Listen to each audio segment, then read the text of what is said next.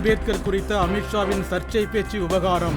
எதிர்க்கட்சி உறுப்பினர்களின் அமளியால் நாடாளுமன்றம் நாள் முழுவதும் முடக்கம். கள்ளச்சாராய விற்பனை தொடர்பான உயர்நீதிமன்றத்தின் கேள்விகளுக்கு தமிழக அரசு பதிலளிக்க வேண்டும். மருத்துவர் ராமதாஸ் வலியுறுத்தல். பன்னாட்டு சுண்டாட்டப் போட்டியில் தங்கப்பதக்கம் வென்ற தமிழக வீராங்கனை காசிமாவுக்கு தமிழக அரசு சார்பில் 1 கோடி ரூபாய் பரிசு.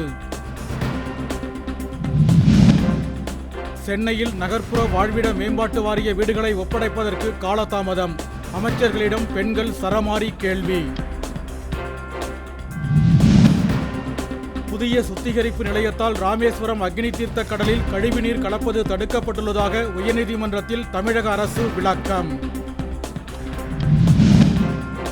குறைபாடுகள் கண்டறியப்பட்டதை அடுத்து பாம்பன் பாலத்தில் தொடர்வண்டித்துறை பாதுகாப்பு அதிகாரிகள் ஆய்வு.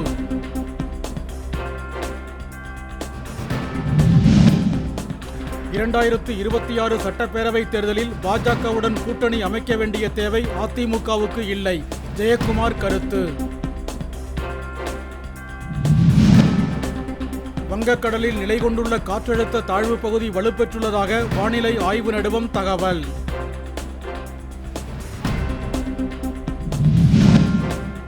சென்னை மற்றும் புறநகர் பகுதிகளில் விட்டுவிட்டு பெய்து வரும் கனமழை காரணமாக பொதுமக்களின் இயல்பு வாழ்க்கை பாதிப்பு. இந்தியா ஆஸ்திரேலியா இடையேயான 3வது 5 நாள் மட்டைப்பந்து போட்டி யாருக்கும் வெற்றி தோல்வியின்றி முடிவு.